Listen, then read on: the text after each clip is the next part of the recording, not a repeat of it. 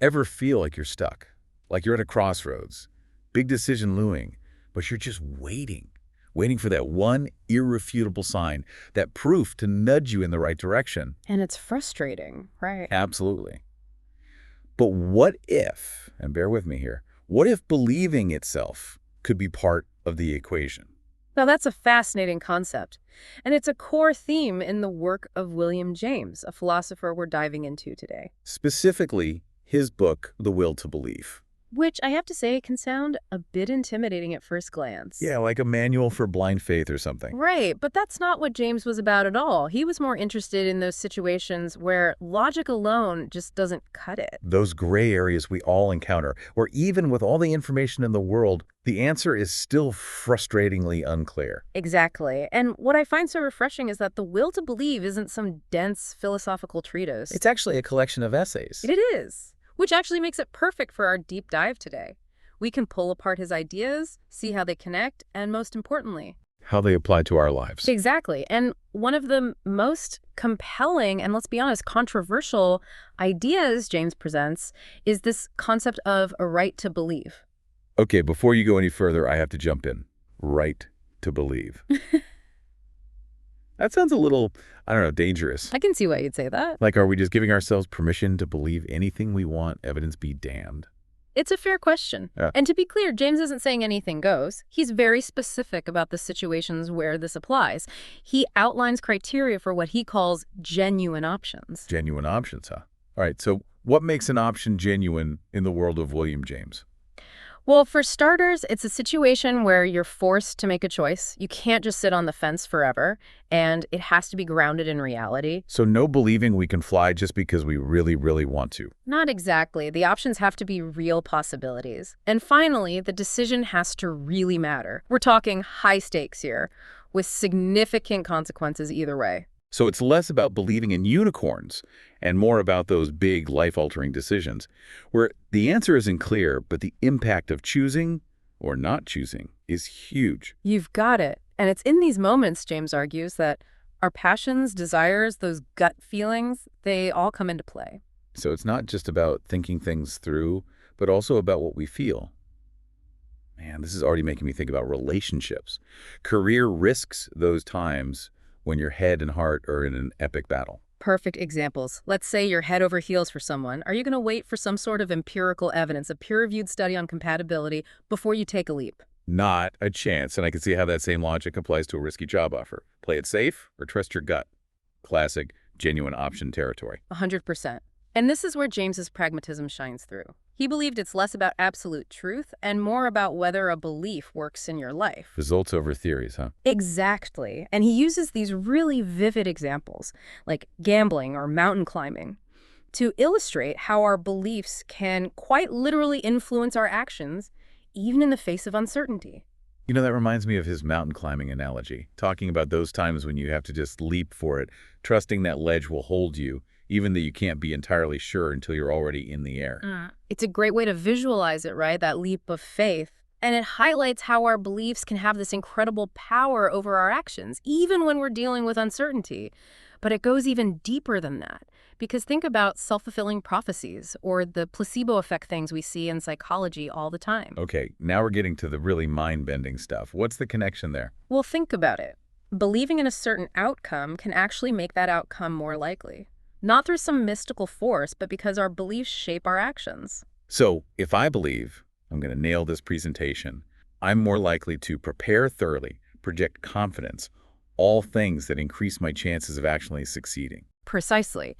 And on the flip side, if you're convinced you're going to bomb, you might unconsciously sabotage your efforts. Wow. So in a way, believing in something can make it more likely to happen. Right. Not by magic, but because our beliefs directly shape our actions, and as a result, our reality. That's a pretty powerful concept. It really makes you question the whole nature of reality, doesn't it? Like, are we all just walking around in worlds of our own making? It's a question philosophers have wrestled with for centuries. And James, with his emphasis on what he calls a subjectivistic view of the universe, he dives headfirst into that very question. Okay, confession time subjectivistic sounds a bit like a philosophy buzzword to me. Can we break that down? What does that even mean in this context? Basically, James is saying meaning and purpose, they're not just handed to us, not some pre-existing truth waiting to be discovered. Instead, we create them through our choices, our actions, the very act of believing. So it's not about finding meaning out there, it's about making it ourselves. Bold idea. Incredibly empowering, though, don't you think? Means we're not just passengers on this cosmic ride, we're active participants, co-creators of our own reality. I like the sound of that. But like most things, I imagine there are two sides to this coin. Always. This freedom to create our own meaning, it comes with responsibility. If we have the power to shape our reality through our beliefs and actions, then we're accountable for what we create, right? Not just for ourselves either, but for the impact it has on others.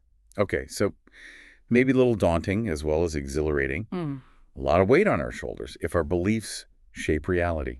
It is a call to action, to examine our beliefs, choose wisely, act in ways that align with the world we want to create, you know?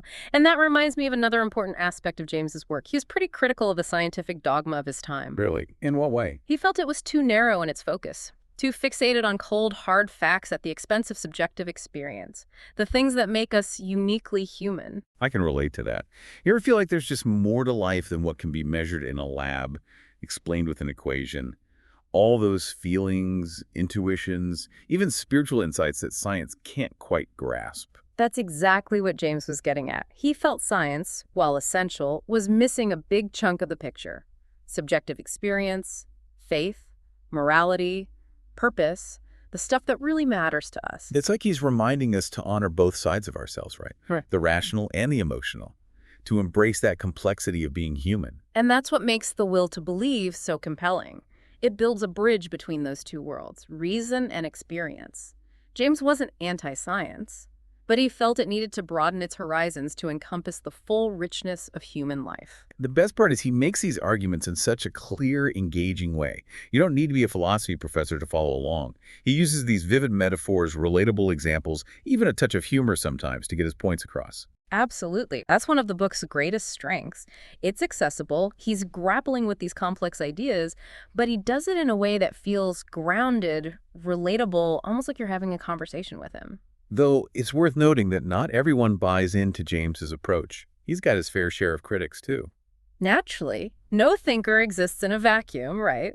Some find his reliance on metaphors, anecdotes, a little too casual.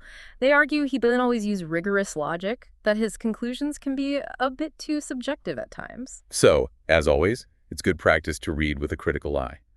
To not just take everything he says at face value, which honestly is good advice in general, wouldn't you say? Absolutely. And speaking of critical thinking, there are a couple of factual claims in the book that haven't aged so well.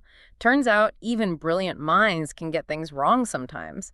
Underscores the importance of double-checking, doing your own research, especially when dealing with big claims. Love a bit of intellectual humility. What sort of claims are we talking about here? Well, for instance, James states that no Turk ever converted to Catholicism based on Pascal's wager. Now, it's a powerful image, for sure, but there's historical evidence that suggests otherwise.